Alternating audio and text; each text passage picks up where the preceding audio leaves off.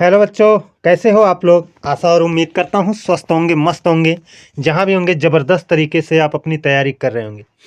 साथियों, आज का हमारा ये पहला क्वेश्चन है और इसमें दिया गया है आँख एक नहीं कजरौटा 10-10। आँख एक नहीं कजरौटा 10-10 लोकोक्ति का अर्थ क्या है। तो इस लोकोक्ति का हमको अर्थ बताना है। ऑप्शन है आँख में काजल लगाना, आँख की देखभाल करना, लाइलाज बीमारी, व्यर्थ आडंबर। तो इसका जो सही अर्थ है वो आपका है व्यर्थ आडंबर। ऑप्शन डी हमारा करेक्ट जवाब होगा। आँख एक नहीं कजरौटा 10-10 इस लोकोक्ति का अर्थ क्या होगा? व्यर्थ आडंबर। बढ़ते हैं अपने अगले क्वेश्चन पर। कह रहा है चरर मरर खुल गए रौ अस्फिटों से में कौन सा अलंकार है? यमक अलंकार है, श्लेष अलंकार है, उपमा अलंकार है, अनुप्रास अलंकार है। तो देखिए यहाँ पर जो आपका लिखा गया है चरर मरर खुल गए रौ अस्फुटों से, तो चरर में 2 बार रा आया है, मरर में भी 2 बार रा आया है, अर्थात रा वर्ण की आवृत्ति कई बार हो रही है। और जहाँ पर एक ही वर्ण की आवृत्ति कई बार हो वहाँ पर अनुप्रास अलंकार होता है। ऑप्शन डी करेक्ट जवाब होगा साथियों। अब बढ़ते हैं अपने अगले क्वेश्चन पर। कह रहा है एकल शब्द का तद्भव रूप क्या होगा? एकल शब्द का तद्भव रूप पूछा है, क्या होगा? अकल, अकेला, अकिल, इनमें से कोई नहीं। तो आप सब लोग भी जानते होंगे एकल का अभिप्राय एक से है ना, एक से है, अतः अकेला। अतः अकेला इसका क्या होगा? ऑप्शन बी करेक्ट जवाब होगा। अगले क्वेश्चन पर चलेंगे। कह रहा है जिसके हृदय पर आघात हुआ हो, वाक्यांश के लिए एक शब्द होगा। जिसके हृदय पर आघात हुआ हो उसके लिए एक शब्द क्या होगा? मर्महित, मर्माहूत, मर्माहत, मर्माहुत।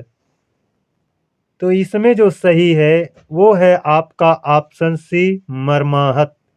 जिसके हृदय पर आघात हुआ हो उसको कहते हैं मर्माहत। क्या कहते हैं? मर्माहत। ऑप्शन सी करेक्ट आंसर है। अब बढ़ते हैं अपने अगले क्वेश्चन पर। कह रहा है विस्मय अस्थाई भाव किस रस का होता है? जो विस्मय अस्थाई भाव है किस रस का है? शांत रस, हास्य रस, अद्भुत रस, विभत्स रस। तो देखिए शांत रस का स्थायी भाव, शांत रस का स्थायी भाव निर्वेद होता है, निर्वेद होता है। हास्य रस का स्थायी भाव हास होता है। अद्भुत रस का स्थायी भाव विस्मय होता है और विभत्स रस का स्थायी भाव जुगुप्सा होता है। क्या होता है? जुगुप्सा होता है। तो विस्मय किसका स्थायी भाव है?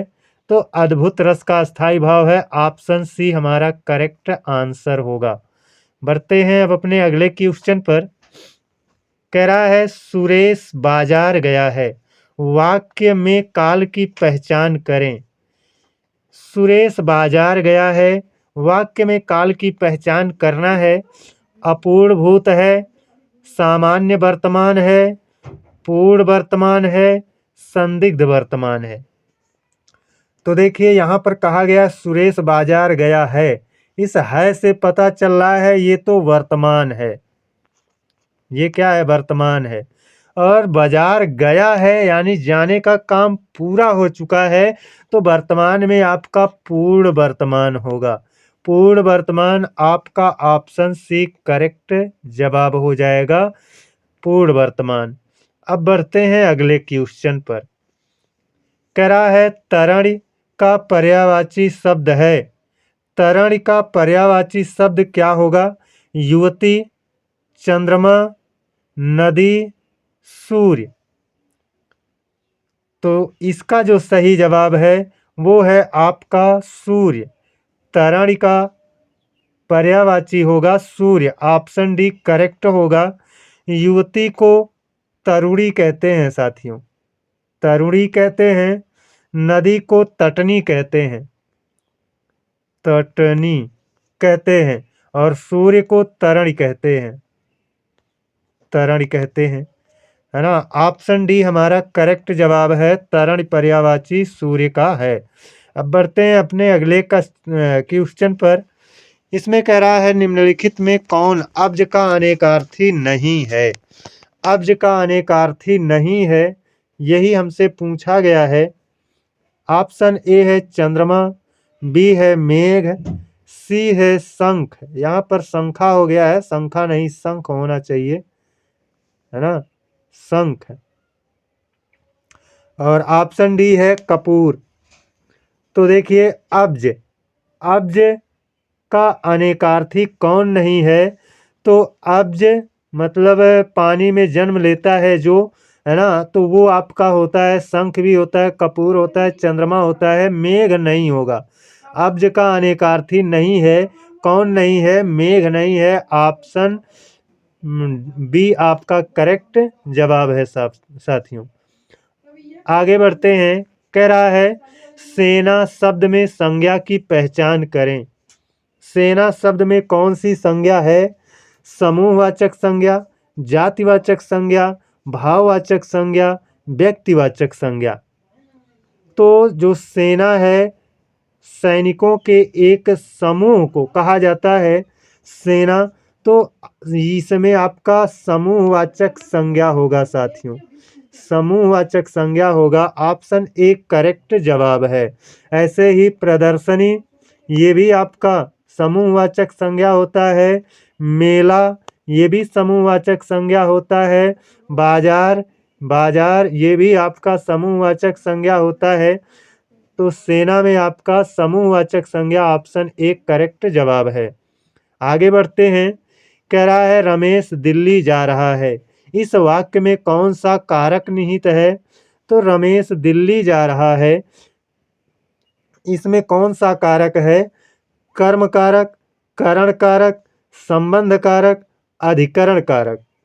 तो रमेश दिल्ली जा रहा है अर्थात दिल्ली में जा रहा है ना, दिल्ली में जा रहा है। दिल्ली एक शहर है, उस शहर में जा रहा है ना।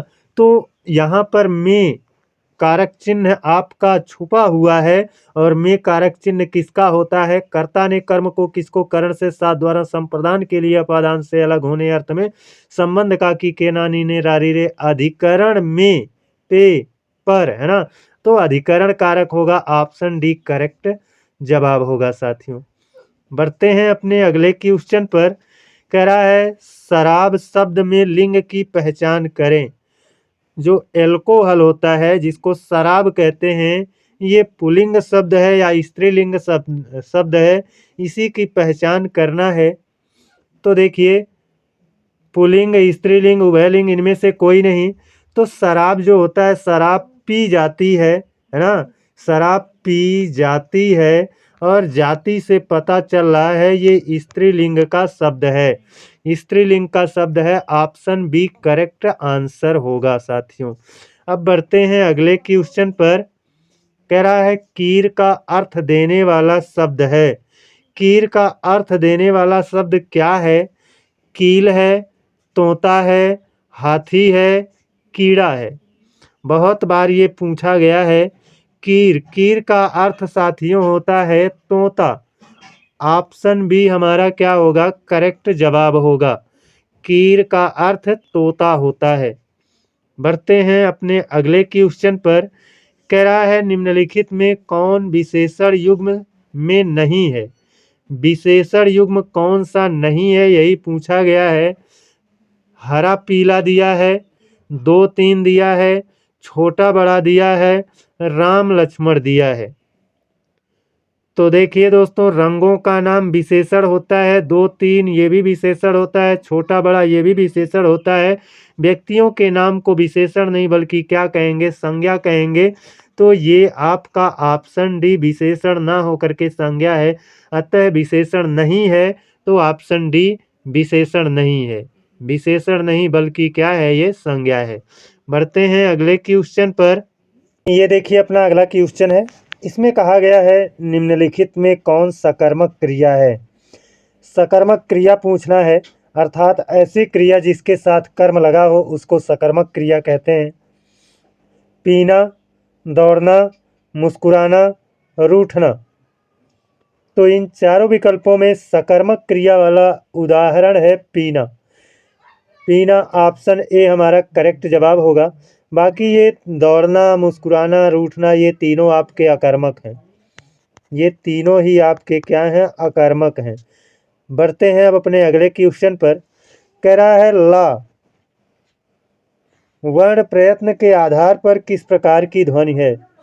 ला वर्ण प्रयत्न के आधार पर किस प्रकार की ध्वनि है? उच्छिप्त ध्वनि है, प्रकंपित ध्वनि है, संघर्षशील ध्वनि है, पार्श्विक ध्वनि है। तो देखिए उच्छिप्त ध्वनि आपका ड और ढ होता है, ड ड़ ढ होता है। यहाँ बिंदी लगाएंगे ड़ और ढ, है ना, ये ड़ और ये ढ, ये आपकी उच्छिप्त ध्वनि होती है। प्राकंपित ध्वनि में रा आता है, संघर्षशील में तीनों सा आता है, बड़ा सा, खष्टी सा, छोटा सा, और पार्श्विक ध्वनि के अंतर्गत केवल ला आता है। और ये आपका पार्श्विक ध्वनि पूछ रहा था ला प्रयत्न के आधार, अच्छा, ला वर्ण प्रयत्न के आधार पर किस प्रकार की ध्वनि है? तो ला आपका पार्श्विक ध्वनि होगा। ऑप्शन डी इसका करेक्ट जवाब होगा। अब बढ़ते हैं अगले क्वेश्चन पर। कह रहा है हिंदी वर्णमाला में कुल वर्ण हैं।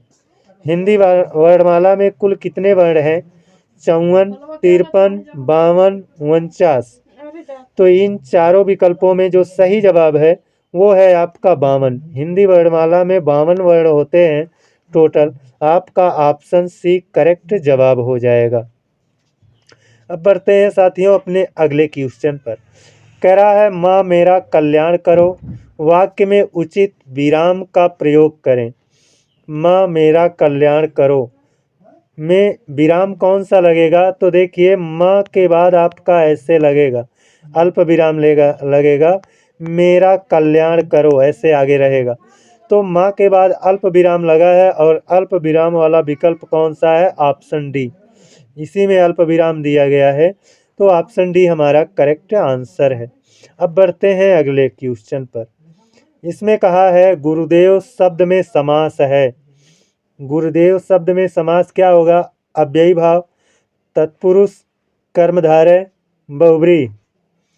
तो यहाँ पर एक विशेष है, दूसरा विशेषण है ना। तो यहाँ पर एक विशेष है और दूसरा विशेषण है, इसलिए इसमें कर्मधारय समास होगा। ऑप्शन सी हमारा क्या है? करेक्ट जवाब है साथियों। अब बढ़ते हैं अपने अगले क्वेश्चन पर। कह रहा है लौकिक शब्द में प्रत्यय की पहचान करें। लौकिक शब्द में प्रत्यय की पहचान करना है। ईक है, लोक है, अक है, किक है। तो देखिए साथियों लौकिक को तोड़ेंगे तो ये टूटेगा लोक प्लस इक में, लोक और इक में टूटेगा। इक प्रत्यय है और प्रत्यय को ही आपका परसर्ग कहा जाता है। और आपका जो विकल्प है, विकल्प में इक नहीं दिया है साथियों, एक विकल्प ई आप बना लो, उसमें इक रहेगा। तो यही वाला आपका सही होगा। इक प्रत्यय है, हम क्वेश्चन बनाए हैं तो उसी में गलती हो गया है, कोई दिक्कत नहीं है ना। आपका इक प्रत्यय ही सही जवाब है। अब बढ़ते हैं अपने अगले क्वेश्चन पर। और ये क्वेश्चन दोस्तों अपना अंतिम क्वेश्चन है। कह रहा है अलमारी किस विदेशी भाषा का शब्द है? डच, पुर्तगाली, अरबी, फ्रांसीसी। तो जो अलमारी शब्द है ये आपका पुर्तगाली शब्द है साथियों। कैसा शब्द है? पुर्तगाली शब्द है। ऑप्शन बी हमारा करेक्ट जवाब है। साथियों आज का हमारा यह सेशंस कैसा रहा आप लोग कमेंट करके ज़रूर बताइएगा। आज के लिए साथियों बस इतना ही। जय हिंद, वंदे मातरम। साथियों हमारी यह class SSC GD, UPP, UP TET, C TET, super TET, REET, Bihar शिक्षक भर्ती, यूपी लेखपाल, समीक्षा अधिकारी, टीजीटी, पीजीटी, एलटी ग्रेड सहित class 8, class 9, class 10, class 11, class 12, BA, MA सभी परीक्षाओं के लिए उपयोगी है।